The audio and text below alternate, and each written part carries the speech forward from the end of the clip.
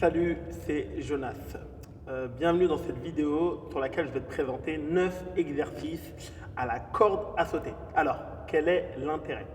Le premier intérêt lorsque tu vas faire de la corde à sauter, c'est de renforcer physiquement tes mollets. Parce que tu vas faire donc des petits bonds. Le deuxième intérêt, et là c'est encore plus important que renforcer physiquement tes mollets, c'est que tu vas gagner en coordination. C'est vraiment l'une des choses, malheureusement, moi y compris les éducateurs, on n'en parle pas assez, mais c'est ta coordination globale qui va te permettre de bien te déplacer, d'exécuter les mouvements dans le bon tempo, parce qu'en plus au tennis de table, on a ce qu'on appelle une coordination fine, parce que tout ton corps va faire des mouvements qui sont parfois contraires, qui sont absolument pas naturels. Tu vas descendre sur tes jambes, tourner le bus, utiliser ton avant-bras, ton poignet. Et du coup, pour faire tout ça de façon efficace et efficiente, il va falloir que tu aies la coordination la plus poussée. Bien sûr, dans tous les sports, il faut avoir la coordination parce que ce sont tous les sports corporels en tout cas. Je ne parle pas des échecs évidemment ou du poker si on les considère comme des sports, mais en tout cas tous les sports où il y a une intensité physique, où il y a des déplacements physiques, tu vas devoir donc du coup avoir le maximum de coordination. Donc dans cette vidéo, je vais te présenter 9 exercices de corde à sauter qui sont largement suffisants. En termes d'implication, tout simplement, pour ma part, moi, j'en fais très régulièrement à chaque fois que j'attends. Tout simplement, j'ai une corde à sauter, j'en ai une dans mon sac, mais j'en ai également dans mon club. Lorsque j'arrive en retard à une compétition individuelle, je fais un petit peu de corde à sauter.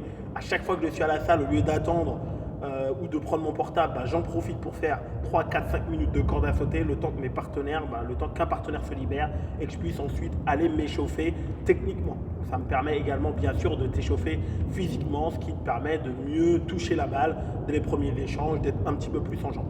Alors, la toute première situation, pour commencer, ça va être tout simplement, je vais sauter à pieds joints, voilà, les poignets sur le côté. Et lorsque tu fais de la corde à sauter, si tu ne sais pas en faire, c'est pas le bras, ni les avant-bras, ni les épaules, ça va être ton poignet, tes poignets qui vont faire tourner la corde. Au départ, tu vas bien sûr utiliser tes bras pour lancer la corde et ensuite, ça va être tes poignets qui vont faire tourner la corde à chaque fois. Donc la première situation, voilà, donc je mets la corde derrière et je vais sauter à pieds joints.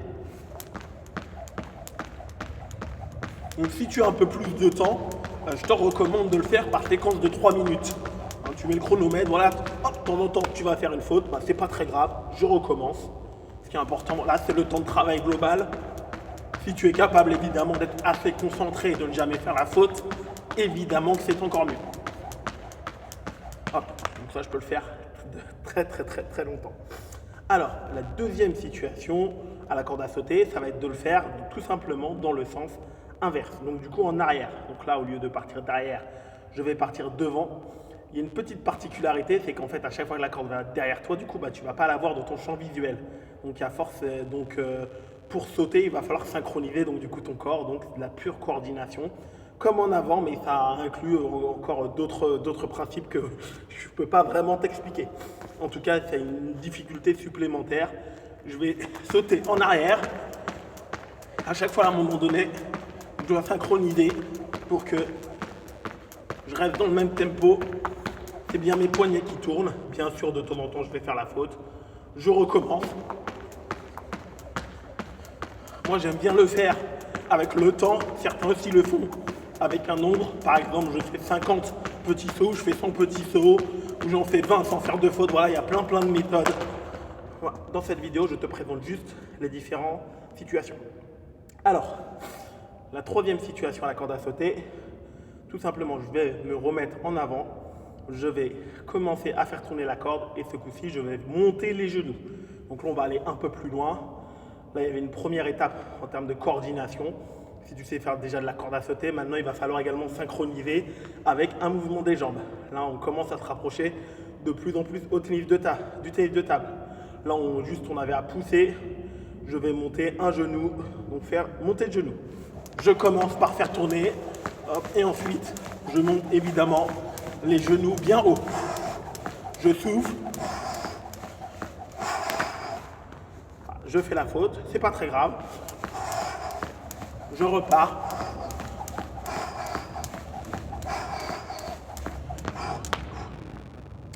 Très bien. Je vais monter une quatrième situation. Je vais refaire tourner la corde en avant. Et maintenant, ce coup-ci, un autre exercice d'échauffement, le talon aux fesses. Donc là, au lieu de faire monter les genoux devant moi, je vais faire venir taper mes talons sur mes fesses au fur et à mesure. Je commence et ensuite, hop, au bout de 3-4 tours de corde, je commence à venir faire toucher mes talons sur mes fesses. Moi, je ne suis pas assez souple, donc j'y arrive pas vraiment. Je te le cache pas.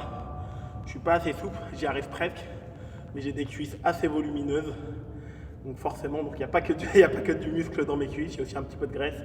Et donc du coup, je suis pas assez, j'ai pas assez de souplesse.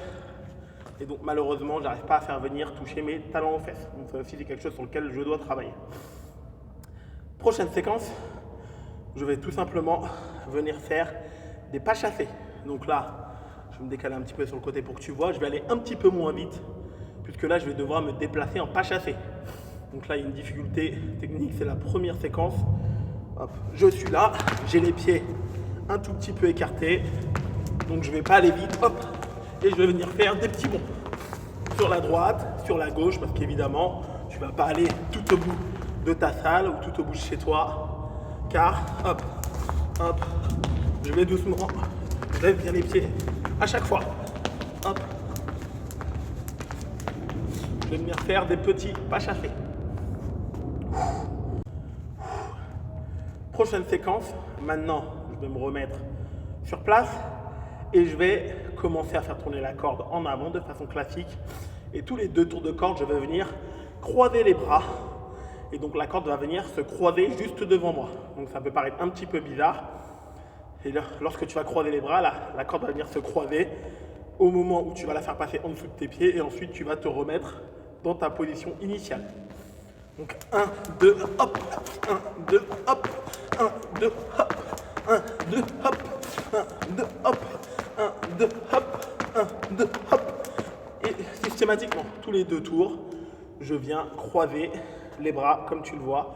Avec la vitesse, la corde va continuer de tourner, sauf qu'elle aussi, elle va croiser. Et donc du coup, elle va continuer de passer sous mes jambes. Et ensuite, je me remets à faire tourner la corde de façon classique pendant 2 tours.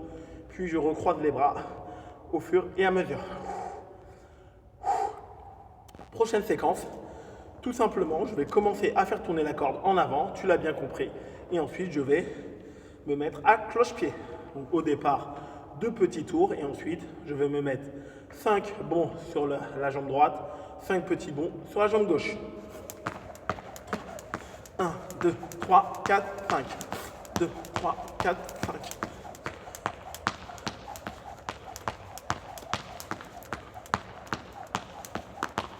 Et ainsi de suite. Je pense que tu as bien compris le principe. Je fais tourner quelques tours pour me régler au niveau du rythme. Et ensuite, derrière, je me mets sur la jambe droite 5 petits bonds. Je me mets sur la jambe gauche 5 petits bonds. Prochaine séquence, je vais commencer les pieds un petit peu écartés. Je vais commencer comme d'habitude à faire tourner quelques tours pour prendre le rythme. Ensuite, je vais venir avancer le pied droit et le pied gauche au fur et à mesure, en même temps que la corde tourne autour de moi. Je prends le rythme. Ah, il faut déjà pas se tromper.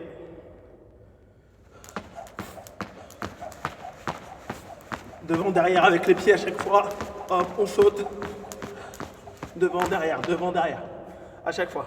Donc là, ce qui est un petit peu bizarre sur cette séquence, c'est que la corde tourne dans un sens. Voilà, les pieds vont essayer de se synchroniser en même temps. À chaque fois, autant que possible, il faut que tu essayes de garder la tête haute. Parce que tennis de table, comme lui tout le temps, l'adversaire il est devant soi. Il n'est pas par terre, il n'est pas sous la table. Et la dernière séquence, c'est une séquence qui va te demander un peu plus de force physique. Tu vas faire tourner 4-5 fois comme d'habitude au niveau du rythme. Et là, par contre, d'un seul coup, tu vas pousser beaucoup plus fortement sur tes mollets, sur tes jambes. Et tu vas accélérer avec ton poignet pour faire ce qu'on appelle un double saut. Donc, il faut que la corde passe 2 fois sous tes pieds pendant que tu es dans les airs. Bien évidemment, on refait son lacet pour ne pas se prendre les pieds dans le tapis. Et c'est parti.